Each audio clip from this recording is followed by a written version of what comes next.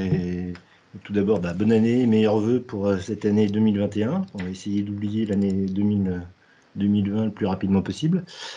Donc, on attaque avec ce premier épisode de la saison 3 des Online Meetup. On est dans les bons numéros. Voilà, j'ai décidé de changer de numéro. Tout ça parce que je suis un gros feignant. J'ai pas voulu faire la pagination sur le site web parce qu'on en arrivait à avoir trop d'épisodes sur une même page. Donc, plutôt que de faire de la pagination, je refais une autre saison. Comme ça, ce sera plus simple à mettre en œuvre. Mais surtout, tu commences pas à zéro, c'est bien. Oui, je commence pas à zéro. Oui, c'est le propre de l'être humain. Il apprend de ses erreurs. Donc, dans un premier temps, on va voir, on va essayer de faire un petit peu de prédiction sur qu'est-ce qui risque de se passer côté développeur, côté tech en 2021. Je vous demanderai un petit peu, vous, qu'est-ce que vous pensez de ce qui risque de se passer, quelles vont être les grandes tendances pour cette année.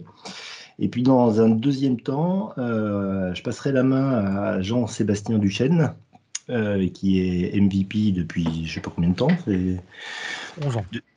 11 ans. 11 ans. Donc, qui était à Supinfo, je crois, avant. Ouais, exactement. Ouais. Et donc, qui nous parlera du petit problème qu'a eu une société qui s'appelle SolarWinds, qui a priori s'est fait pirater il y a de nombreux mois, et que les gens sont véritablement aperçus de son piratage qu'au mois de décembre, si je ne m'abuse, et avec pas mal d'implications de sécurité. Et donc, Jean-Sébastien nous parlera un petit peu de cette problématique, et puis surtout de voir comment pouvoir réagir. Ça nous touche un peu tous dans notre développement de tous les jours. Donc voilà, au niveau du sommaire de cet épisode. Si vous avez envie de discuter des technologies .NET avec nous, venez nous rejoindre sur notre Slack, devapspodcast.slack.com, en nous envoyant votre adresse email à slack@devaps.ms. À très vite sur Slack. Donc, dans un premier temps, moi, ce que j'aimerais, c'est qu'on fasse un petit peu les Madame Irma de l'année 2020, savoir ce qui va se passer. Donc, moi, j'avais noté une première tendance pour moi qui est importante sur le type d'application qui risque d'exploser sur l'année 2021. J'ai du mal à m'y faire. Donc, pour moi, il y a tout ce qui est application PWA, tout ce qui est application web qui risque d'exploser avec une intégration de plus en plus forte à l'intérieur des OS. On voit notamment du côté Microsoft que avec Edge, maintenant l'installation des applications va se faire de façon beaucoup plus naturelle, et on va le retrouver dans les panneaux de configuration, dans ajouter ou supprimer une application, elle apparaîtra ici, à ces endroits-là. Donc ce sera de plus en plus natif. À cela, j'ajouterais moi un petit bémol, c'est que bien sûr c'est supporté par Windows et puis par Android. Il y a quand même un petit bémol, c'est que pour l'instant il y a une société qui freine des cas de fer, qui s'appelle Apple, et qui je ne veux pas dire qui interdit, mais qui a du mal à autoriser les applications PWA de façon native à l'intérieur de son OS. PWA, au sens, on est dans le navigateur et on la transforme en application. Ouais. Mais si on travaille avec un conteneur, entre guillemets, style Electron, ou bien Microsoft travaille aussi sur des solutions plus récentes, on va dire, plus actuelles, ça fonctionne aussi, ça devrait fonctionner sur iOS, a priori, sans problème, non? Ouais. Il y a d'ailleurs, c'est hier ou avant-hier plutôt, il y a OneOutlook qui a leaké. Je ne sais pas si vous avez vu ça. C'est ça que je pensais, oui. Ouais. Je ne sais pas avec quelle techno ça a été fait d'ailleurs. En Blazor. C'est Pierre Regarde qui parle. Ça a été fait en PWA. Donc, contrairement à ce que disait Denis, c'est pas tout à fait vrai. Parce que Electron est un packager qui est autonome. Et Microsoft, on travaille sur le fait d'utiliser les DLL qui sont installés sur le New Edge. Donc, du coup, ça ça sera pas un package autonome. Moi, je pensais que c'est une Donc, sorte d'électron bis sur lequel ils étaient en train de travailler avec optimisation et des choses comme ça derrière, mais sur base du même principe, quoi. Et donc, ça veut dire qu'ils seraient bloqués aussi sur des environnements d'Apple. tout à fait. Et Apple, en plus, les applications Electron sont plus ou moins bloquées par Apple, même si c'était en Electron et en mode packaging, puisqu'en fait, ils refusent des applications qui font la même chose que le site web. Ah ouais. Donc, si tu ramènes rien de la partie fonctionnelle, en fait, tu es sorti à la validation du store. Et Ouais, juste pour compléter sur les choses sur lesquelles on est en train d'investir, c'est que on veut que l'utilisateur puisse installer son application depuis le site web, donc en cliquant sur installer depuis Edge ou Chrome, mais aussi les applications, on a envie de les faire apparaître dans le store. Et donc aujourd'hui, il y a un process pour créer son package avec PWA Builder de son application PWA, et ce package-là peut être déployé dans le store Microsoft et le store Android. Android, ouais. Et là où je rejoins Richard, c'est effectivement, il y a un investissement en tout cas très fort côté Microsoft sur cette partie web. Ça, c'est vrai, et ça sera le cas dans les prochaines versions et dans tous les leaks que vous avez dû voir. Ouais. Juste pour info, la personne qui parle, c'est Pierre Lagarde. Peut-être te présenter rapidement. Je ne sais pas si tout le monde sait qui tu es. Enfin, tu travailles chez Microsoft, ça oui, mais Tout à fait. Alors, bonjour à tous. Donc, je suis Pierre Lagarde, je travaille chez Microsoft et je travaille dans l'équipe Windows. Donc, depuis 3 ans maintenant, je suis dans les équipes de Panos. On travaille essentiellement, et mon travail en France, c'est d'accompagner des éditeurs logiciels sur les applications qui seront déployées dans Windows et dans le store. Et même récemment, je couvre Windows et Xbox, puisque pour ceux qui ont les nouvelles Xbox, il y a pas mal d'éditeurs qui ont mis à jour leur application, y compris Canal+, que je suis régulièrement, et ils ont maintenant une très belle version sur Xbox, qui se rapproche vraiment de la version d'Apple TV. et qui se base sur des technos dont on parle ici? Non, pas Non, des là, pour le coup, technos. c'est du natif. Ouais, L'application c'est ça. Canal, c'est Ouais. du natif UWP. D'ailleurs, c'est la même application qui tourne sur PC et sur Xbox pour Canal. Par contre, PWA, pour vous donner un exemple, on est en train de travailler avec Disney+, qui fera donc son intégration dans le store à travers PWA. Donc Ah ouais. voilà, on travaille alors que Netflix le fait pas. Donc voilà, chacun fait un petit peu son chemin. Et aujourd'hui, voilà, il y a des grands acteurs qui vont arriver à travers PWA. Bien, ouais. Alors, dans les autres, toujours moi, dans ce que je voyais dans les grandes tendances, alors, vous allez me dire que j'enfonce une porte ouverte, c'est tout ce qui est API. Euh, on- bon, avec une ouverture de plus en plus des entreprises à permettre d'accéder à une partie ou à la totalité de leurs données via des API. Donc ça ressemble enfin, ça rejoint un petit peu l'histoire des applications PWA avec, je pense, de plus en plus de sociétés qui, pour l'instant, sont un petit peu frileuses et qui vont ouvrir de plus en plus des possibilités d'accéder à leurs données via des API. Donc, et c'est là où on va avoir les applications ASP.NET Web API qui risquent d'exploser cette année-là, quoi. Bah, l'idée de graphe, quoi. La même chose au niveau graphe, c'est pas nécessairement des données des autres. Ça peut être même tes propres données, ma intégration Ouais. avec des réseaux de ce type-là, quoi. Mhm. C'est vrai. Ensuite, voilà, pour moi, concernant les types d'applications qui, pour moi, vont exploser dans l'année 2021, je ne sais pas si vous pensez, qu'est-ce que vous pensez, par exemple, de tout ce qui est applications mobiles type Xamarin, Maui, WinUI, etc. Est-ce que vous pensez que il va y avoir une grosse tendance dessus ou Moi, je pense que ça va continuer, mais qu'effectivement, tout ce que tu disais sur les PWA, bon, avec Maui derrière, probablement pour les couches graphiques, mais les PWA sont, à mon avis, en bonne ligne de mire pour le moment. Ce que je ne sais pas, c'est quelles seront les limites de ce genre d'application. Parce que je me dis, il y a toujours des avantages, des inconvénients, et il n'y a pas que des avantages. Donc, je me dis, on n'a peut-être pas encore détecté toutes les limites non plus des applications PWA, quoi. Ouais, de plus en plus, tout ce qui est accès aux senseurs extérieurs, etc., ça devient de plus en plus facile. L'accès aux fichiers maintenant est possible. Et c'est vrai qu'avec Edge, la nouvelle version de Edge ou de Chromium, on peut accéder à beaucoup plus de fonctionnalités et ça avance beaucoup plus rapidement, quoi. C'est ça le gros avantage, quoi. Bonjour Levez la main Christophe. aussi, hein, n'hésitez pas à intervenir. Hein. Vous levez la main, on vous donne la parole, ou vous nous interrompez, vous parlez directement si vous avez envie. Mais allez-y, c'est votre espace de discussion aussi. Autant concernant les outils de développement, donc je pense que, je sais pas, mais moi, il y a 3 ans, oui, à peu près 3 ans et avant, j'étais à 99% sur Visual Studio. Maintenant, je suis plutôt à 50-50 entre Visual Studio et Visual Studio Code.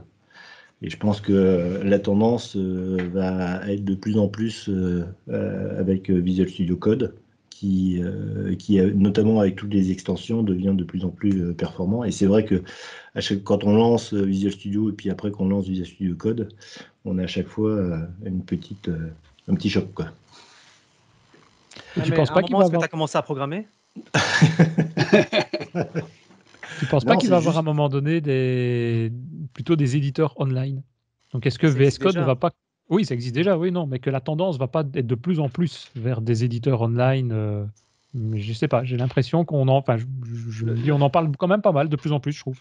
Le seul problème, c'est que tu es en Belgique. Enfin, nous, en tout cas, on est en Belgique. Les autres, c'est pas le cas. Mais nous, les connexions Internet, elles permettront pas de rester en online tout le temps.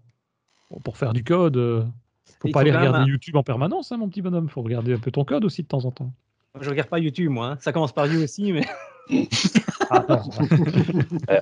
En France, on a aussi les contraintes légales. Hein. Le online en permanence, c'est pas toujours possible. Légal à quel niveau? De mettre le code sur un serveur, tu parles? Le code, les données. C'est pas très écologique aussi, hein. C'est vrai. Après, le légal, il y a aussi le côté où, par rapport au télétravail qui s'impose au contexte actuel, des entreprises, des nouvelles entreprises, des startups, etc., qui vont être créées, vont peut-être avoir une demande un peu plus spécifique online. Ils vont se dire, bah tiens, tu as besoin de ton environnement, on t'en a créé un, tu vas sur ce site, tu as ton environnement qui est prêt, tu as ton éditeur, tu as tous les outils, Teams, etc. Et voilà, il n'a rien à installer, il lance un navigateur et c'est bon. Ouais, c'est ça, il y a des avantages aussi à travailler de cette manière-là. Hein, il y a des avantages. Moi, je suis d'accord avec ce que dit Damien. Par contre, tu vois la version française qui est un peu contradictoire. On veut mettre des normes en place. On le voit par exemple pour le médical. On a demandé à Microsoft au niveau d'Azure d'avoir un certain nombre de certifications. D'ailleurs, c'est les seuls à les avoir au niveau d'Azure. On a dit on va mettre des données chez eux. Et finalement, après, on dit on les retire. Mais on n'a pas d'autres hébergeurs qui ont la même certification. C'est le problème franco-français, quoi. On veut du online, mais pas vraiment online, quoi. C'est chez nous. Surtout dans la santé, la France est connue quand même dans la santé pour être assez réfractaire sur les nouvelles technologies. Ils mettent très longtemps, dès qu'il y a quelque chose qui arrive, ils mettent très longtemps à l'implémenter côté santé. Et effectivement, le temps que les lois s'adaptent, etc., ça va être un peu... C'est comme le vaccin. Et aussi que... Ouais, quelqu'un dit le vaccin. Ils l'ont dit. Moi, je suis d'accord avec vous, mais je me demande si ce n'est pas des domaines un peu plus spécialisés. Donc le médical, le gouvernemental, des choses comme ça peut-être. Mais bon, c'est une partie importante aussi, mais il y a quand même pas mal d'entreprises. On voit tout ce qu'est le cloud, que ce soit Azure ou d'autres. Il y en a quand même de plus en plus, je trouve. Avant, il fallait expliquer ce que c'était, les avantages. Maintenant, c'est eux qui disent oui, mais on met dans le cloud, quoi. Enfin, en tout cas, moi, les échos que j'ai, c'est souvent plus comme ça. Bon, après, il y a des autres domaines, effectivement, où, notamment le médical et le gouvernemental, où c'est peut-être un peu plus particulier. Ouais. Ah, il y a quelqu'un qui a levé la main. Pourquoi il lève la main, Adrien, maintenant? C'est parce que tu parlais, je ne voulais pas te couper. J'avais levé la main. Non, moi, je voulais donner un retour d'expérience qu'on avait eu au sein de Ingenico. C'est du financier, c'est du paiement. Et on avait essayé les VDI. Il fut une époque, donc il y a 2 ans. Les VDI qui sont en fait c'est des machines, c'est virtual desktop ou je sais plus quoi en ligne. L'idée qu'il y avait derrière, c'était que tu te connectes à une machine comme si c'était un virtual desktop et tu pouvais avoir accès à toute la stack technologique. Ce qu'ils ont voulu mettre en place, c'était toute la sécurité qui soit uniquement dans les VDI. Donc, c'est-à-dire qu'on avait accès au source code uniquement à partir des VDI. La machine, mais c'est plus pour la sécurité dans ce cas-ci, hein.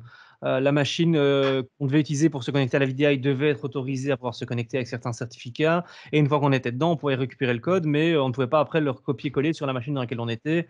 Tout ça pour protéger le code. Et tout ce qui est Visual Studio avec Visual Studio Code Online, c'est aussi un peu dans cette optique-là qu'on pourrait partir à terme. Ouais, avoir des environnements communs et, comme on disait Damien, des environnements prédéfinis, on va dire, pour une panoplie de développeurs, ça peut être pas mal, quoi. Bon, après, ça a ses avantages, ça marche pas dans tous les cas non plus, hein, mais je sais pas. Ok, enfin, bref. Ouais. Alors après, tu parlais d'avoir un Visual Studio hébergé ou ce genre de choses.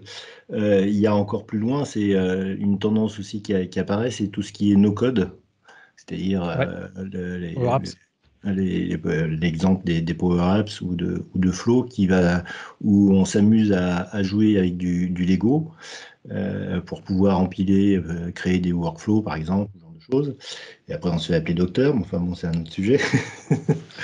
Mais c'est aussi une tendance où, j'allais dire, avant on tapait directement dans le CPU, puis après on a des langages de plus haut niveau avec du C, du C++, puis après du C#, et maintenant on a véritablement des briques où on est encore au-dessus, et on fait mumuse avec des interfaces où là on peut avoir des interfaces web qui nous permettent de créer nos applications. Alors ça a un avantage pour les entreprises parce que ça leur permet d'être beaucoup plus flexibles et puis d'être beaucoup plus proche du fonctionnel pour implémenter ce qu'ils veulent faire. Mais d'un autre côté, on est aussi dépendant d'éditeurs tiers pour faire ce qu'on veut, quoi. Et des limitations aussi, hein. Ouais, moi je suis partagé sur le workflow. J'étais sur trop de Workflow Foundation à une époque. On n'était pas beaucoup. Mais ça n'a pas pris, quoi. Alors qu'on faisait des choses extraordinaires avec Workflow Foundation, justement. Oui. Oui, mais enfin, tu as des exemples de sociétés, par exemple, qui spécialisées dans le workflow. Moi, j'en ai une en tête qui est K2. Toujours K2, hein. Oui, enfin, je veux dire, c'est une catastrophe. Enfin, une catastrophe. Ils ont leur propre sauce et justement, quand je parlais d'API tout à l'heure, c'est extrêmement difficile de pouvoir s'interfacer avec eux. Il n'y a pas d'API véritable. Ça n'a pas été véritablement pensé comme avec des API, quoi. Ouais, mais je pense que c'est parce qu'on est dans un mode, une philosophie, nous, qui est une philosophie dev, avec une manière de penser. Et je pense que si on fait du no-code, comme tu dis, du Power Apps ou des choses comme ça, on doit penser de manière beaucoup plus peut-être fonctionnelle ou de manière beaucoup plus détachée du code, puisqu'il n'y en a pas a priori. Et on a souvent tendance d'avoir le réflexe avec notre passif de vouloir taper sur du code. Moi, c'est ma difficulté principale, quoi. Ouais, mais on a des solutions. Doit pas être le cas de Richard. Ah, pardon. Non, mais je disais que ça ne doit pas être le cas de Richard, parce que lui, il code. mais c'est fini, oui. Tu m'en veux, cette année. Pour avoir vu, moi, moi, je fais le lien avec les API comme Richard, parce que je vois par exemple avec BizTalk, c'est quand même le cœur de la meule, hein. On va mettre en place des solutions de workflow, des solutions d'orchestration, et quelque part, on va choisir nos points de terminaison pour les rendre accessibles au reste du monde. On va avoir des solutions très WYSIWYG, effectivement, et des solutions très orientées API, où on va fournir de la vraie documentation pour l'utilisateur final, quoi. On peut faire un peu tout. C'est pour ça que j'aime bien cette orientation des Power Apps, mais je me dis, mais combien de temps ça va durer, en fait? Et sur quoi ça va aller? Je ne sais pas, effectivement. Ok. Bien. Autre point, moi, qui je trouvais important, c'est tout ce qui est DevOps. Enfin, je pense que c'est une tendance générale. Jusqu'à il y a quelques années, on créait nos applications et puis à la main, on faisait nos compilations, etc. Et maintenant, on commence à avoir un système d'automatisation, le fameux CI/CD, qui devient de plus en plus, à la mode et de plus en plus adopté par les sociétés. Et je pense que ça va devenir quelque chose qui va être presque obligatoire à l'intérieur de l'ensemble des sociétés. Et je vais même plus loin que toi. Moi, souvent, ce qu'on voit, c'est les sociétés qui te demandent par commencer par ça. On commence le projet par réfléchir à ce qu'on va mettre en termes de déploiement continu et on va développer après Et il faut que ça s'interface dedans. Mais c'est pas une brique qu'on rajoute en plus au développement, c'est la brique préalable au développement. Tu vois ? Ouais. Je suis entièrement d'accord. Ouais. Enfin bon, je ne sais pas vous où vous travaillez, mais moi je travaille quand même avec pas mal d'entreprises où encore ça n'existe pas, quoi. Hein. Si tu veux, Denis et moi, on fait de la consultance là-dedans. Ouais. Non, parce que ça, c'est une des premières choses. Moi, effectivement, il y a des boîtes qui ne le font pas, mais je ne veux pas dire on leur dit pour travailler, il faut qu'on le mette en place, mais c'est presque ça, quoi. S'il n'y a pas ça, faut l'expliquer, il faut le former, il faut présenter, mais ça fait partie presque des prérequis si on veut travailler un peu sur le long terme avec ce genre de société. Ouais. Si tu veux, on te donne une formation, si tu veux.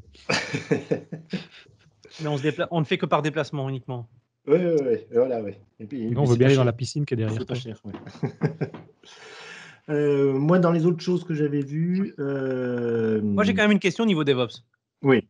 Mais c'est une question ouverte. Et même en tant que Microsoft MVP, je ne peux pas y répondre. Mais est-ce que Microsoft va garder Azure DevOps ? Parce qu'aujourd'hui... Par rapport à GitHub, tu parles ? Par rapport à GitHub, parce que beaucoup de fonctionnalités qui arrivent maintenant... GitHub est beaucoup plus puissant au niveau de tout ce qui est CI/CD qu'Azure DevOps. Ça, je ne suis pas d'accord, moi. Je ne suis pas d'accord non plus. Un point que je viens de rencontrer aujourd'hui, cette semaine, c'est dans Azure DevOps, nativement, on ne sait pas créer un pull request, on ne sait pas valider un pull request à partir de la CI. Oui, mais c'est parce qu'il n'y a pas que l'aspect déploiement. Et comme tu le dis, c'est peut-être pas natif, donc peut-être par des extensions, on peut y arriver. Après, c'est le positionnement où on veut le mettre et qui le fait, ou les priorités qu'on veut mettre derrière. Mais Azure DevOps, pour moi, est beaucoup plus global que GitHub. Ils ont chacun leur chemin, moi, je trouve. Ouais. GitHub est plus effectivement code ouvert, quoi. Et Azure DevOps, dire à une société on va mettre du code source dans GitHub, ça n'a pas la même connotation. Moi, je pense que c'est plus TFVC qui a chaud aux fesses que Azure DevOps. C'est plus que chaud aux fesses, lui. Hein. C'est évident. On se demande pourquoi il est encore là, d'ailleurs. À un moment donné, TFVC était le dépôt le plus utilisé forcément chez Microsoft et dans Azure DevOps, mais je ne suis pas certain que ce soit encore le cas, puisque Microsoft a passé tout son code il y a quelques mois ou quelques années maintenant dans Git. Donc, qu'est-ce qui reste ? À part, oui, effectivement, des sociétés qui historiquement sont toujours avec TFVC, mais la quantité de code doit être quand même plus petite, non ? Je ne sais pas, je ne connais pas les stats. Les dinosaures, il y en aura toujours. Hein.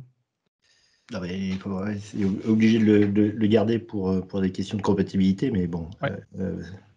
Maintenant, il y a des avantages. Hein. On parle TFVC Git. Je lisais encore un article où, dans Git, par exemple, quand tu renommes un fichier, en gros, il te le supprime et tu en recrées un nouveau.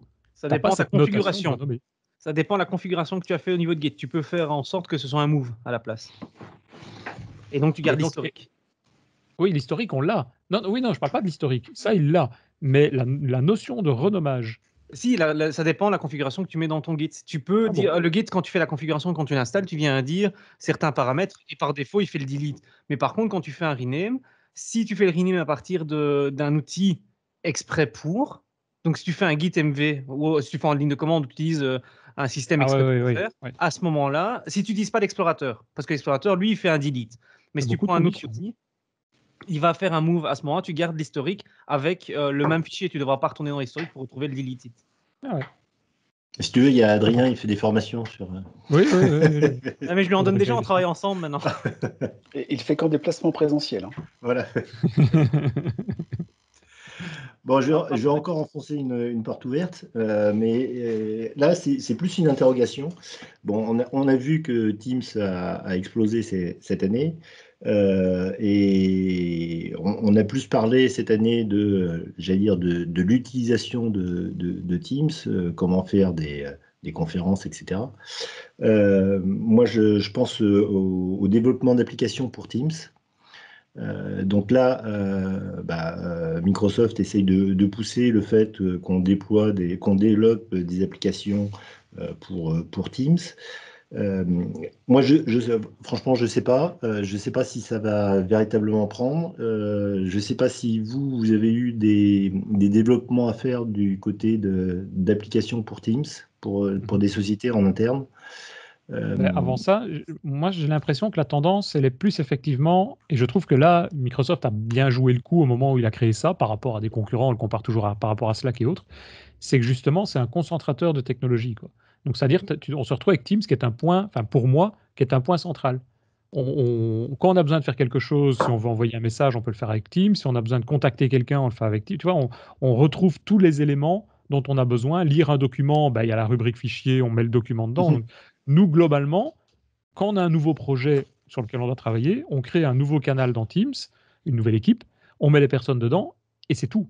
On essaie de se forcer, on va dire, que tout, et on n'a pas besoin de plus, que tout soit dans Teams. Et donc, autour de ça, je suis d'accord avec toi, Richard, que toute une série de développements ou d'applications complémentaires propres à chaque métier, à mon avis, elles vont arriver de plus en plus. On a commencé à en développer chez nous aussi. Ce qui est bien avec Teams, c'est qu'ils ont pris le pli comme les autres applications, c'est que ça ne fonctionne pas top. C'est qu'il y a plein de bugs encore et qu'il y a une instabilité énorme. Ça, je ne sais pas. Il y a des bugs, mais c'est énorme comme application. Mais globalement, sur ce qu'on en fait, moi, j'ai par exemple ici, faire des meetings, faire des réunions, faire du chat, j'ai jamais eu de problème, quoi. Après, il y a toujours des problèmes, oui, effectivement, dans une série de choses. Faut dire que le produit a énormément évolué en très peu de temps. Hein. Aussi, oui, ça c'est clair. Et il y a eu le besoin, hein. C'est normal qu'il y ait eu des bugs. Maintenant, il y a des nouvelles fonctionnalités qui arrivent qui sont super cool pour l'adaptation par rapport à notre vie communautaire. Il y a par exemple les différentes tables. Maintenant, dans Teams, quand tu crées, je ne sais pas si c'est d'actualité dans tous les Teams, mais tu peux faire des workshops et de mettre des gens sur différentes tables entre eux. Ouais, donc, tu peux avoir la room principale comme on est maintenant. De discussion. Comment? Non, je disais faire des sous-tables de discussion. Ouais. Ce qui est super effectivement, il évolue très bien, quoi. Oui, et même par rapport à d'autres, graphiquement, ergonomiquement, moi je vois ici avec les congés, donc avec ma famille, on a essayé de faire, on a fait du Zoom, on a fait du Messenger, des choses comme ça. Ah putain, essayer d'expliquer à quelqu'un de 80 ans comment il faut utiliser Zoom. Non, mais moi, ma question, c'était le développement d'applications. Non, mais moi je pense. Nous, on a déjà commencé dans la boîte, en tout cas, à développer des applications pour Teams. Et quel langage derrière? Ici, on a fait ça, et franchement, ça marche nickel. C'est en gros, on a développé des bots pour que ce soit simple. On a commencé à tester ça. Donc, c'est bêtement créer des web API et puis mettre la connectique pour que quand tu utilises et que tu appelles le bot, ça appelle l'API, ça te répond, ça te renvoie l'information et ça te met les données où il faut, quoi. Donc, à développer, c'est pas très compliqué. Ça demande un peu d'analyse dans le tutoriel pour voir comment le mettre en place. Mais à développer, en tout cas pour les cas simples comme celui-là, c'est pas très compliqué. Pierre, je vois que tu parles. Ouais, et l'avantage, c'est que les applications dans Teams, pour le coup, elles sont cross-plateformes, puisque tu l'as développé qu'une seule fois et tu vas pouvoir l'utiliser sur toutes les plateformes. Et ça, pour le coup, c'est un des investissements sur lesquels on est en train vraiment de travailler, c'est-à-dire que on y va par étapes. La dernière étape qu'on a faite là, c'est de fournir un SDK spécifique pour faire des applications qui s'intègrent pendant le call. C'est-à-dire que là, on pourrait déployer une application et avoir un système de post-it, par exemple, en overlay pendant le call. Donc ça, c'est des choses qu'on a annoncées et sur lesquelles on veut aussi que les éditeurs viennent à différents moments en fait, de la collaboration. Ça peut venir en offline avec les bots, ça peut venir sous forme d'une application à travers les tabs. Là, je pense qu'il y a encore un peu d'improvement à faire. Et la dernière chose qu'on a faite, c'est de pouvoir offrir une expérience applicative pendant un call. Et donc là, on pourrait avoir par exemple une liste de tâches, un agenda qui serait toujours à jour, ou des choses à faire du coup qui apparaîtraient directement pendant le call. Et donc là, on a des éditeurs qui sont en train de travailler là-dessus pour offrir justement cette expérience applicative étendue au-dessus de Teams. Et pour le coup, je ne sais pas si vous avez lu le dernier interview de Satya sur Financial, il en parlait, et voilà, il dit que le Teams devient une plateforme à part entière de réception d'applications, et en plus, on bénéficie du cross-platform. Donc, l'investissement côté Microsoft, surtout en ce moment, évidemment, il est assez fort sur ce côté-là. Ouais. Et puis la bonne nouvelle, c'est que Slack s'est fait racheter par Salesforce, donc. Honnêtement, j'ai pas d'idée si c'est une bonne ou une mauvaise nouvelle. En tout cas, pour Microsoft, tu vois, j'ai pas vraiment d'avis là-dessus. Je ne sais pas si c'est une bonne ou une mauvaise nouvelle, quelle que soit la. Si on peut appeler ça bonne nouvelle, parce que du coup, ça va cracher Slack. Franchement, je l'espère pas pour eux et j'ai aucun intérêt de le faire. Mais je sais pas comment. Je suis vraiment intéressé de savoir comment ils vont évoluer. Salesforce, va intégrer le produit. Est-ce qu'ils vont juste le garder pour avoir les users? Ou est-ce qu'ils vont faire une solution, j'en sais rien, clé en main pour les sellers avec une intégration parfaite? Enfin, Là, pour le coup, je suis vraiment intéressé de savoir ce qu'ils vont en faire. Par contre, on a un petit partenaire français qui doit être très content de ça. Je ne sais pas s'ils sont dans le call ou pas, mais on a Celsteam qui avait fait un super connecteur Team avec Salesforce. Je pense qu'ils travaillaient aussi sur la version Stack, donc je serais intéressé de savoir leur avis là-dessus d'ailleurs. Ok. Il y a pas mal de nouvelles fonctionnalités sur Teams, ou en tout cas dans la suite Office 365, qui sont de plus en plus intéressantes. Ici, récemment, il y a le 5 minutes left pour le meeting, qui vient préciser dans 5 minutes ton meeting s'arrête. Mais en plus de ça, j'ai fait attention, enfin c'est la première fois que je faisais attention, mais quand on est dans le client web de Outlook, lorsqu'on a un meeting request qui apparaît avec la possibilité, enfin quand on clique dans le calendrier pour un meeting request, à ce moment-là, il donne le meeting, les personnes, et en dessous maintenant, il y a des éléments qui peuvent potentiellement vous intéresser. Et là, il vient lier tous les emails qui ressemblent au meeting request, au nom du meeting request. Et donc, ça permet de pouvoir te concentrer sur c'est quoi l'objectif du meeting. Ouais. Mais c'est ça, moi, ce que j'aime bien avec Teams, c'est que c'est vraiment ce que je disais, un concentrateur de techno, c'est un point central, quoi. Et c'est ça qu'on le compare toujours avec Slack ou des outils tels que On ceux-là. n'a plus rien de comparable.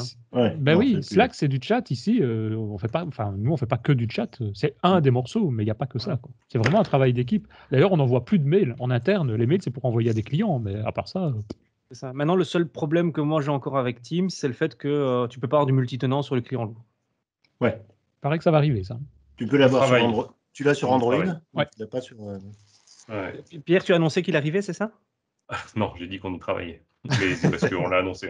Oui, c'est ça. Mais je suis dans les rings de dev et j'ai toujours pas. Donc, mais ça va arriver, on y travaille parce que c'est la request la plus demandée aujourd'hui. Parce que tout le monde est connecté à plein de tenants et c'est vraiment très désagréable. Ne serait-ce que quand tu es dans un call, tu peux pas switcher de tenant. Donc c'est super désagréable. Ouais. Et d'autant plus que ça marche sur Android, enfin sur mobile, quoi. Ouais. C'est pour ça que moi je garde Chrome uniquement pour ça. Tu peux créer des profils. Hein. Il y a une superbe vidéo qui est sur le podcast de DevApp pour ça, je t'expliquerai. Ouais. Mais t'as pas le client lourd avec ça. Non, t'as pas le client lourd. T'as le web, ouais. Le problème du client web, c'est que tu n'as qu'une seule personne à la fois. Tu peux pas avoir plusieurs vidéos. Ouais. Sur le client web, c'est le cas. Tu ne peux pas avoir tout le monde en même temps. Qu'est-ce que tu veux dire, tout le monde une grille avec plusieurs vidéos? Ça n'existe pas sur le client web. C'est hein? Non. Non, je confirme. Ah bon? Bien. Avant de passer la main à Jean-Sébastien, juste moi, dans les dernières prévisions, entre guillemets, que je voyais pour l'année, la question que je me posais, c'est est-ce qu'on va vers la fin d'Intel avec c'est ça que j'avais demandé. La claque, j'allais dire, qu'a porté Apple avec son nouveau processeur, avec le côté Microsoft, les serveurs qui se mettent aussi à ARM. Donc, est-ce que Intel va réagir? À côté de ça, on a également Nvidia avec tous ces processeurs, non pas forcément graphiques, mais je pense au niveau de l'IA qui devient de plus en plus prédominant. Donc, moi, je vois l'année 2021 pour Intel un petit peu difficile, quoi. Tu as même Linus Torvald qui les a un petit peu enfoncés il y a quelques jours. Ouais. Au profit d'AMD, disant que lui, en gros, il est fini parce qu'il n'en avait pas pour son argent quand il avait de l'Intel. D'accord. Ouais, alors qu'il était sous Intel pendant des années. Il vient juste de changer. Ouais.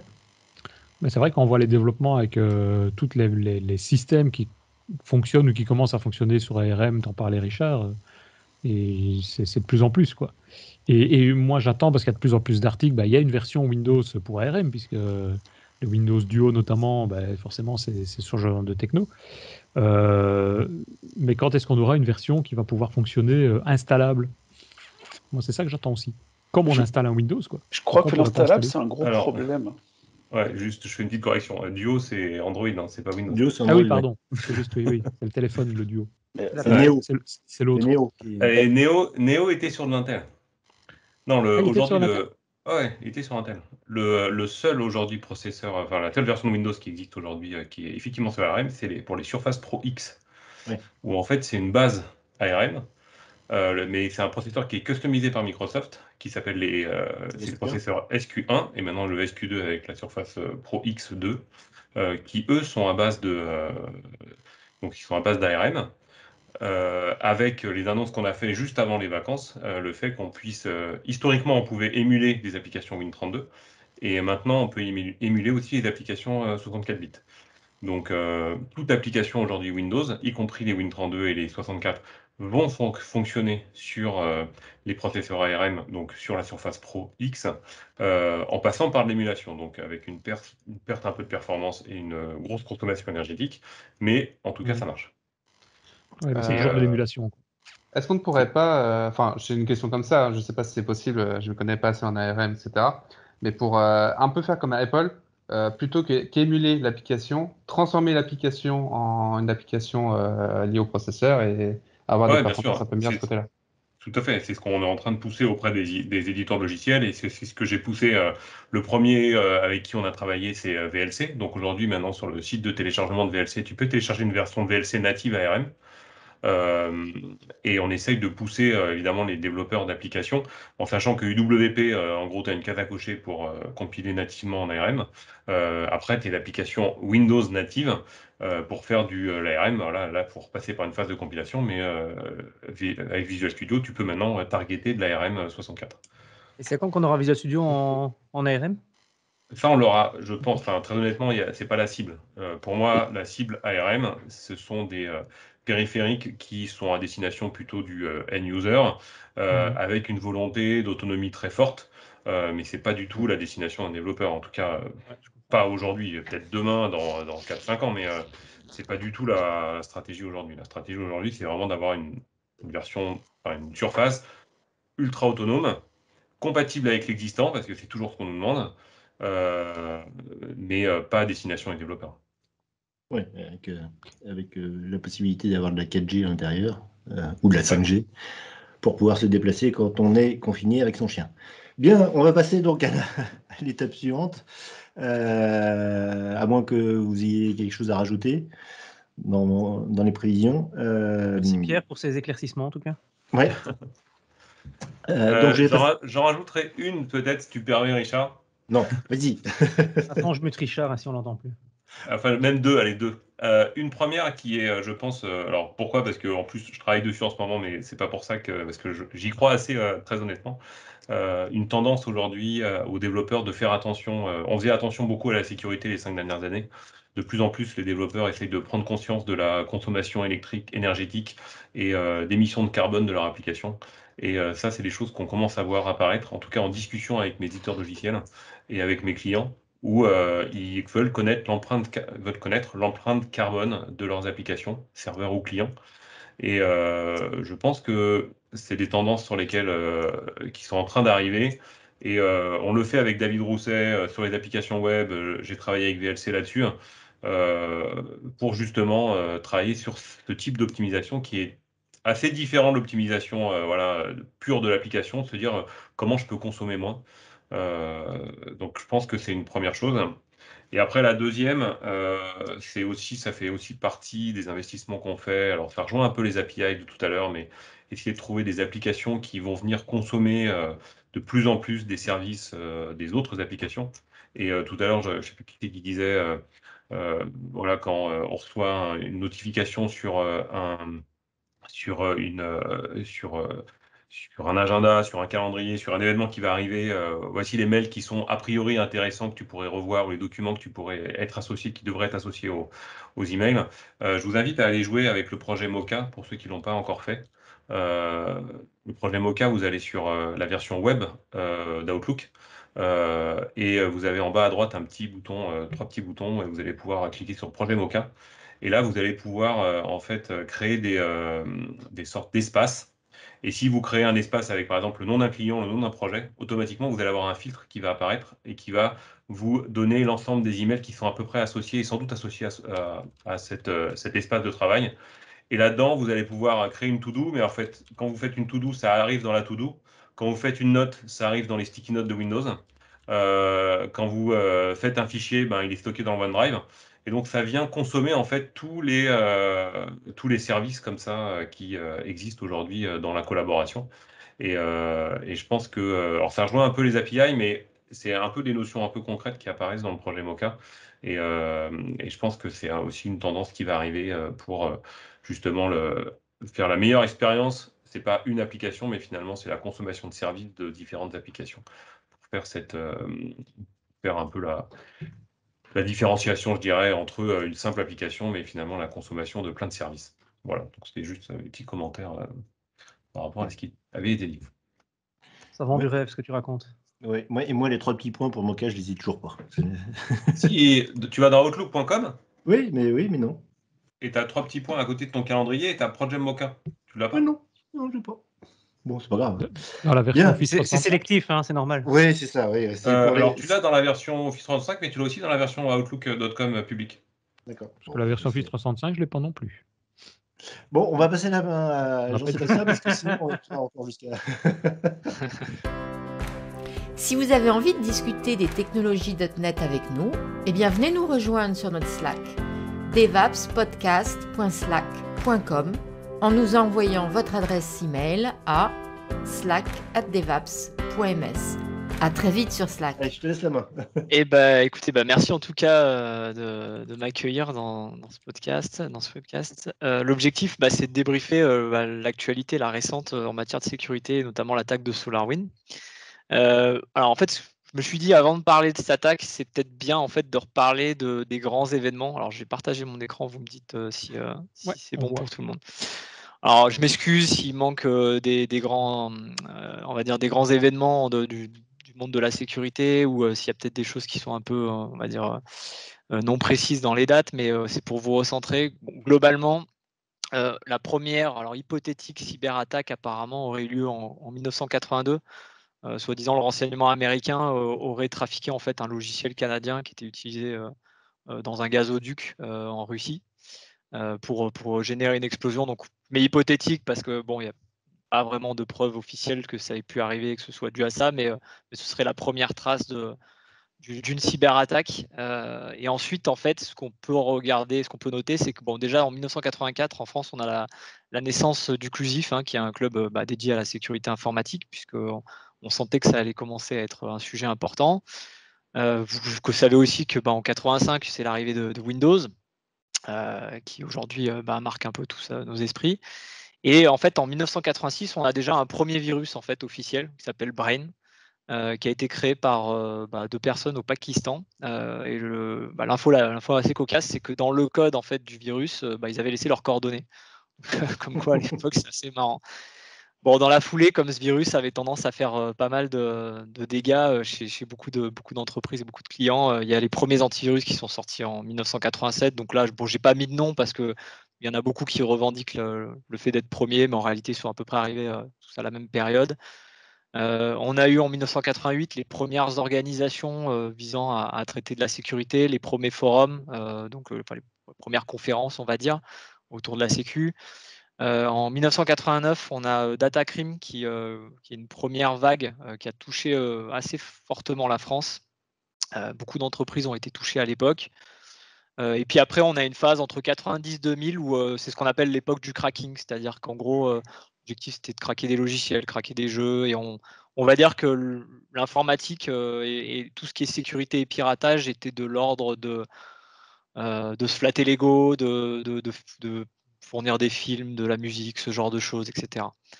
En 2000, donc quand on a passé 2000, on va dire le premier événement marquant, peut-être on a certains qui s'en souviennent, c'était I Love You, donc ce fameux virus qui a un peu marqué les esprits. Et dans la foulée, c'est surtout Blaster en 2003, parce que Blaster avait tendance à se propager de manière, on va dire, assez frénétique. Et c'est ce fameux virus, je ne sais pas si vous vous souvenez, qui faisait juste redémarrer la machine. Il avait été créé par un gamin, je crois, de 15-16 ans à l'époque, dans sa chambre, et ça lançait juste une commande continuelle qui redémarrait la machine et qu'on pouvait arrêter simplement en faisant un shutdown-A, mais qui mine de rien a fait pas mal d'impact, puisque je crois que c'est arrivé dans l'été 2003, donc juillet-août, et du coup les entreprises étaient en vacances, n'avaient pas forcément patché leurs machines, etc. Donc il a fallu faire du patching en urgence. En 2007, on a eu la première attaque officielle étatique qui a touché, si je me souviens bien, c'était l'Estonie, donc des institutions de l'Estonie. Et donc, bon, voilà, ça a eu un impact là aussi. En 2009-2010, il y a eu Stuxnet, pardon, qui est une cyberattaque qui a touché donc l'Iran et notamment qui a été lancée par apparemment les Américains dans le but de toucher une centrale nucléaire qui était utilisée pour de l'enrichissement d'uranium. Bon, après, on passe le cap de l'an 2010 et ensuite on a eu une augmentation, on va dire, des attaques. Donc notamment, il y en a une qui a fait aussi pas mal de bruit. Il y en a eu beaucoup, hein, mais Lockheed Martin, qui est une boîte qui fait donc des avions de chasse aux États-Unis, qui a quand même mis à mal pas mal de choses dans l'entreprise. Il y a eu du piratage de centaines de comptes comptes Gmail de politiques américains, chinois en 2011. En 2012, il y a plusieurs banques qui se sont fait pirater par le même groupe, plus de 80 millions, enfin, qui se sont fait dérober plus de 80 millions de dollars avec une attaque informatique. Et puis, on a après une accélération depuis cette période-là. En 2014, Sony, qui est victime donc d'une fuite quasiment de l'ensemble de ses données. Donc apparemment dû à un État aussi, hein, qui est apparemment la Corée du Nord. Là, pareil, on n'est jamais sûr. En 2015, il y a eu la cyberattaque de TV5 Monde qui a quand même arrêté la retransmission de la chaîne. 2016, il y a eu un vol à la banque, pas à la bande, à la banque centrale du Bangladesh, qui a aussi coûté pas mal d'argent. Dans la même année, il y a eu l'attaque de DNS avec un déni de service qui a complètement mis à plat le service, dont beaucoup d'entreprises, pas forcément d'entreprises, mais en tout cas de sites utilisaient ce service-là. En 2017, là, j'ai mis un gros point parce que c'est aussi un passage, un cap important, hein. On a, on va dire, une explosion des attaques de tout type qui vont cibler des entreprises par des organisations criminelles, alors soit étatiques, on parle beaucoup par exemple de la Corée du Nord, hein, qui via le biais de ces cyberattaques avec des ransomware qui permet de faire rentrer de l'argent dans cet État, mais on parle aussi de la Chine, on parle de la Russie, et on parle aussi en fait d'organisations criminelles pures, de mafias qui se sont organisées et qui ont fait monter, enfin en tout cas recruter des personnes qui font de l'informatique, des pirates informatiques, pour aller soutirer de l'argent à des entreprises. Donc en 2017, en effet, il y a eu tout ce qui est WannaCry et NotPetya, qui ont notamment touché des entreprises françaises assez durement. Dans la même année, il y a beaucoup de rapports qui montrent que les attaques sont passées dans un mode sans fichier. Et ça, mine de rien, si on réfléchit au scénario d'attaque, c'est assez important parce que ça signifie qu'aujourd'hui, ce sont des attaques qui posent plus de traces, il n'y a plus de fichiers littéralement qui arrivent sur la machine. Ça passe directement en mémoire et ça, c'est de plus en plus difficile, notamment pour les antivirus, à détecter. Donc, bien entendu, il y a eu une adaptation des antivirus à ces mécanismes-là, mais ça a pris un peu de temps. Il y a eu différentes attaques sur les infrastructures informatiques russes et de l'Iran, et là aussi on soupçonne les États-Unis. Il y a eu des attaques qui ont ciblé notamment des comptes chez HSBC, où ça a permis aux attaquants d'accéder aux données bancaires, aux informations de compte, à la partie en ligne. Il y a eu des vols en France, dans le ministère des Affaires étrangères. Il y a un fichier en fait des personnes à prévenir en cas je sais pas, d'attaque terroriste, ce genre de choses. En fait, il y a eu un vol de fichiers, pareil en 2018, qui a ciblé le ministère des Affaires étrangères. Encore une fois, des cyberattaques contre l'Iran et la Russie. J'ai dû laisser, c'est pas une première attaque étatique, ça doit être un point qui est un mauvais copier-coller. Et puis on rentre en 2020, où là aussi on passe un cap assez important, puisque la crise sanitaire montre une accélération de ces cyberattaques qui est hyper importante. Je ne sais plus la stat, mais je crois que les cyberattaques, rien que sur la première moitié de 2020, ont été multipliées par 3 par rapport à l'ensemble de l'année 2019. Donc on a fait un x3 sur juste 6 mois par rapport à l'ensemble de l'année 2020, dû au télétravail, hein, au fait que les gens sont rentrés chez eux, sont sortis du périmètre de l'entreprise, et beaucoup d'entreprises en fait avaient basé leur sécurité sur la notion de périmètre du réseau de l'entreprise. Or, je pense que vous l'avez tous noté, ça fait quand même déjà depuis 4-5 ans que le périmètre de l'entreprise s'est étendu au cloud, à l'extérieur, à Internet, à la mobilité. Donc, il y a eu des attaques de type phishing, hein, où on a envoyé des mails à des utilisateurs pour des histoires de masques, pour des informations. Et puis, il y a tout simplement les gens qui sont restés chez eux, qui ont surfé en utilisant leur machine d'entreprise pour un usage personnel, et qui parfois, on finit par rentrer dans l'entreprise avec des machines vérolées. Et puis on a cette fameuse cyberattaque de SolarWinds là, qu'on appelle SolarWinds, qui a ciblé SolarWinds, qui est arrivée, qui a commencé en 2020, à peu près mi-2020 on pense, et qui a été révélée en décembre. Et puis après je pose la question 2021 et la suite, qu'est-ce qu'on va avoir, puisqu'on voit clairement qu'il y a vraiment une augmentation très importante des attaques informatiques qui touchent les entreprises, et que c'est devenu même en fait un business pour des organisations criminelles qui aujourd'hui viennent extorquer de l'argent en fait aux entreprises avec des ransomware, etc. Donc n'hésitez pas à me couper, hein, on en discutera pas après, mais donc là je reprends en fait le scénario d'attaque de SolarWinds, juste pour reposer la chose. Ce qui est assez impressionnant, c'est que SolarWinds, c'est quand même une entreprise qui justement fait de la sécurité informatique. C'est une entreprise qui est à la base spécialisée dans la supervision réseau, s'assurer que tout se passe bien sur le réseau, qu'il n'y a pas de comportements anormaux. Et du coup, alors pour l'instant, on n'a pas encore le post-mortem sur comment les attaquants sont rentrés chez SolarWinds, par quel biais, etc. Ce n'est pas encore véritablement précis. Par contre, ce qu'on sait, c'est ce que ça a généré derrière. Et c'est là où on passe vraiment un cap dans les attaques, et c'est hyper important, et c'est super qu'on puisse en parler avec des développeurs. Parce que jusqu'à présent, les attaques ciblent des entreprises directement en front. On passe par les utilisateurs, hein, on fait du social engineering, etc. Mais n'empêche qu'on va cibler, moi je ne sais pas, Sony, etc. Là, la différence, c'est qu'en fait, les attaquants, et c'est pour ça qu'on parle d'une attaque vraiment hyper complexe, qui a sûrement été faite en effet par un État, c'est que l'objectif, ça a été de cibler une entreprise chez qui on savait qu'en gros, elles éditaient des logiciels, hein, donc SolarWinds, qui est quand même utilisé par...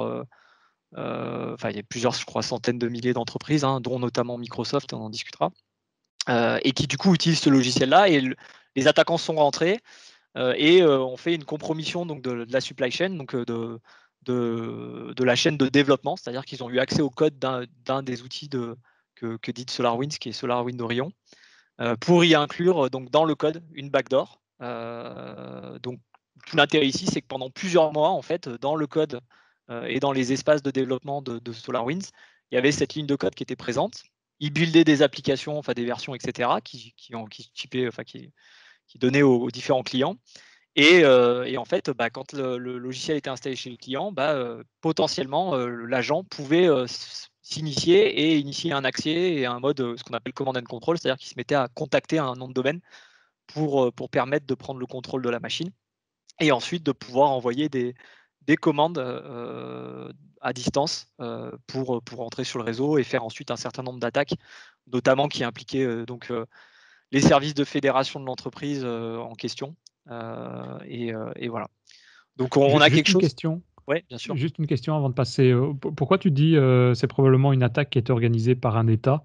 Comment on sait dire ça? C'est vu la complexité de ce qu'il faut arriver, de ce qu'il faut faire? En fait, ce qui est après on est vraiment pour l'instant, donc Microsoft est sur le pont, il y a énormément d'institutions, l'État américain aussi, il y a énormément d'experts qui se pensent sur le sujet, hein. Mais c'est assez rare de voir des attaques de ce type-là qui restent, surtout dans une boîte qui fait de la sécurité. Donc c'est-à-dire que en fait, j'ose espérer que chez eux, quand même, ils sont en capacité de savoir ce qui se passe sur leur réseau.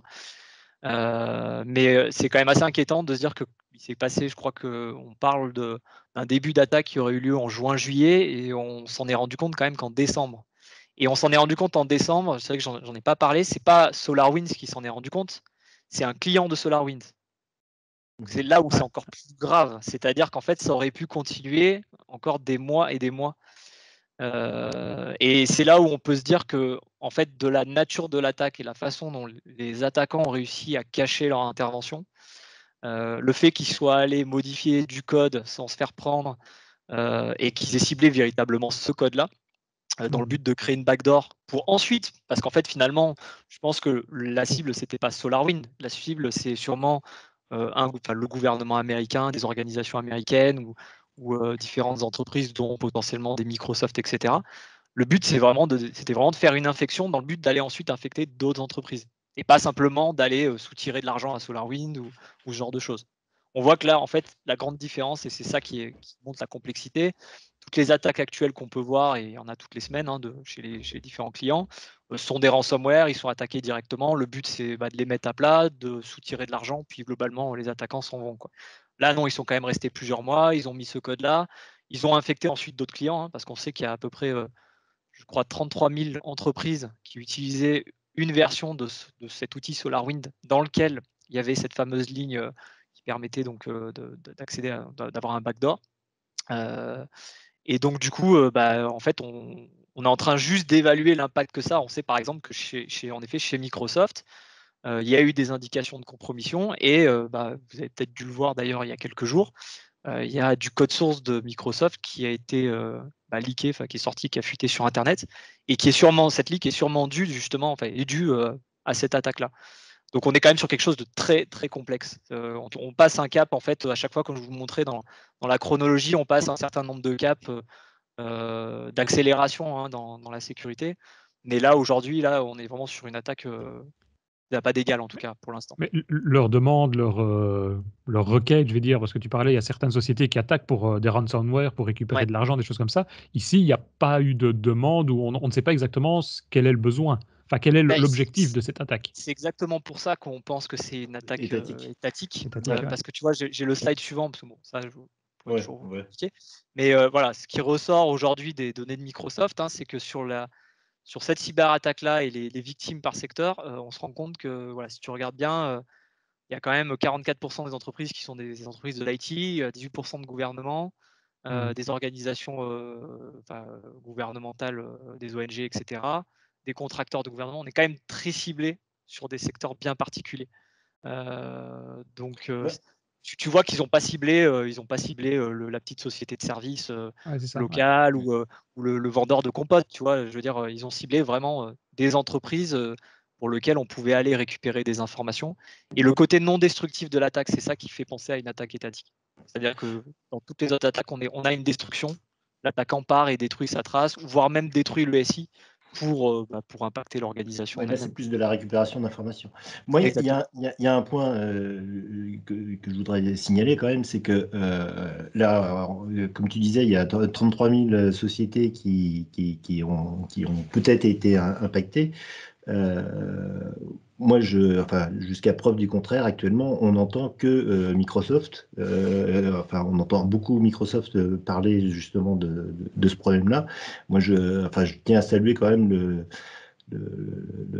la transparence qu'ils ont vis-à-vis de cette problématique. Et je pense que c'est en utilisant cette transparence qu'on arrivera à mieux justement contre-attaquer ce genre de problème et pas à faire l'autruche et à se cacher et en disant non, nous on est sécure, on n'a pas été du tout impacté, quoi. Ouais, et ça va complètement dans la philosophie de Microsoft, j'en parle pas là, mais en gros, ils ont une approche qu'on appelle Zero Trust, en 3 points, c'est-à-dire en gros, globalement, déjà la première c'est d'assumer la fuite, assumer qu'on se fait attaquer. Potentiellement, on est même déjà attaqué. Donc, ils ne sont même pas responsables, je veux dire, à la base. Je veux dire, eux, ils ont fait confiance à une société qui était spécialisée là-dedans. Ouais, alors tu n'es pas responsable par contre, tu vois, sur l'accès. Alors, ils se sont fait avoir, alors Microsoft s'est fait avoir à son propre jeu dans le sens où il y a une politique en interne qui disent qu'une grande partie du code source peut être lue par des différents acteurs de manière à trouver des backdoors ou fournir des retours, etc. Il y a une validation du code. Donc c'est pour ça que par exemple là on a cette fuite de code source de Microsoft qui a sûrement eu lieu. C'est qu'en gros il y a une seule personne qui a peut-être dû être compromise par ce biais-là. Et cette personne, un développeur peut avoir accès à 40 gigas de code, quoi. Voilà, et en gros il avait accès à tout le code source de Windows XP, Windows 2000, Windows NT, etc. Donc, c'est pas extraordinaire. Enfin, moi, ça me choque pas. Je veux dire, dans les entreprises, en général, les développeurs ont accès à tout le code sur lequel ils travaillent. Je vois pas où est le problème. Non, il n'y a pas d'élément choquant. Par contre, c'est sûr que c'est dangereux. C'est dangereux. Ça veut dire une chose. Ça peut être à double tranchant pour Microsoft. Moi, j'apprécie vraiment l'honnêteté. Et je pense que tu as d'autres grands acteurs, à mon avis, qui sont dans le tas. Qui sont touchés. Des Google, des AWS, ce genre de choses. Et qui n'en parlent pas.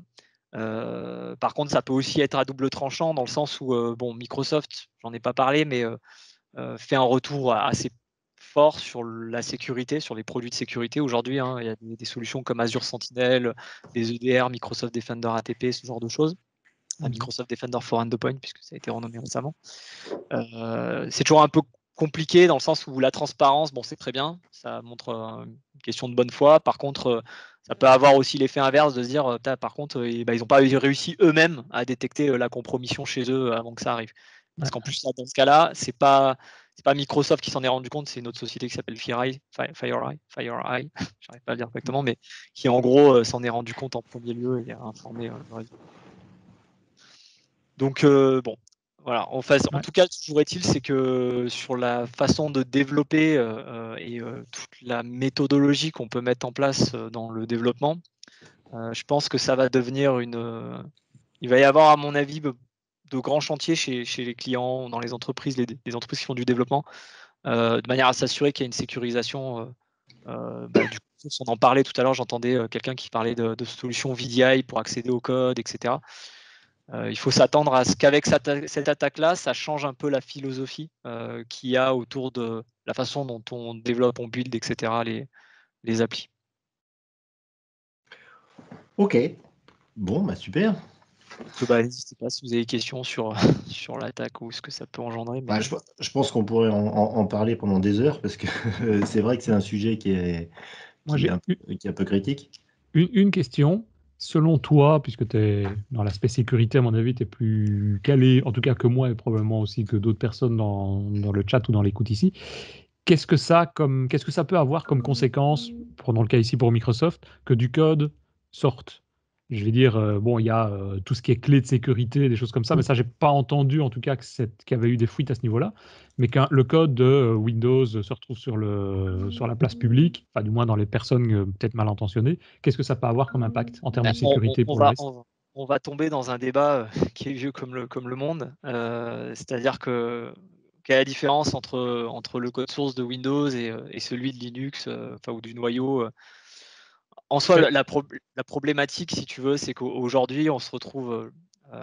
alors là, c'est problématique pour XP, par exemple, parce qu'en fait, on est sur un système non supporté qui reste malheureusement encore utilisé dans certaines organisations et souvent pour des systèmes critiques. Et qui, du coup, l'accès au code source te donne accès à l'ensemble du code source et éventuellement aux failles de sécurité qu'il peut y avoir. Et le problème, c'est que y a les gentils, il y a...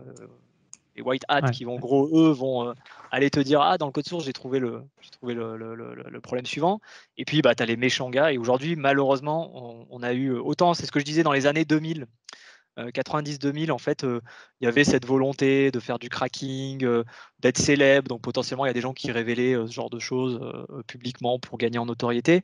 Autant aujourd'hui, en fait, il y a surtout l'argent qui pèse dans ce monde-là, et c'est beaucoup plus lucratif aujourd'hui quand on trouve une faille de sécurité, de la garder secrète et à la limite de la revendre, plutôt que d'aller en parler publiquement.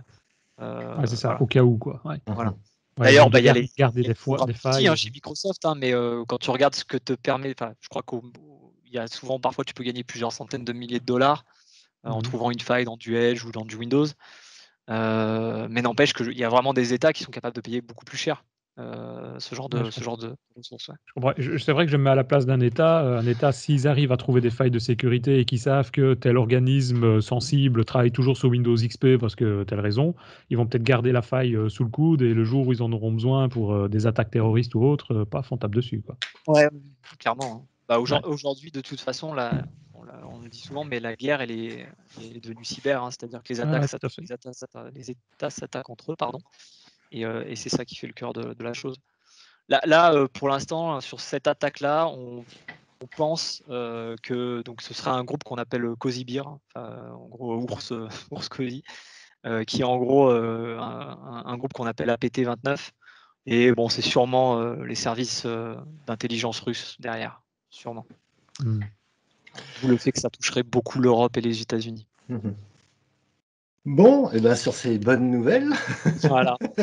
on commence bien 2021. On commence bien l'année 2021, oui. Écoutez, merci beaucoup Jean-Sébastien pour cette présentation. Écoutez, il est 18h08, on est en retard. Écoutez, à la semaine prochaine. Portez-vous bien et faites de beaux rêves. Ciao tout le monde.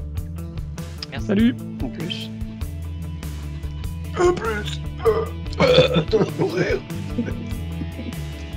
Mais c'est Denis, il a dit qu'il y avait des gens chez Microsoft qui bossaient sur XP et NT4. J'ai eu peur, je m'en remets plus. C'est moi, j'ai dit ça? T'as dit ça, que les gens travaillaient chez Microsoft sur le code de XP. Waouh, ça fait peur. Plus ce qu'il dit. Je sais même plus ce que je dis. Faut pas croire tout ce que je dis non plus. Mais tu l'as dit, j'ai compris. Enfin, là,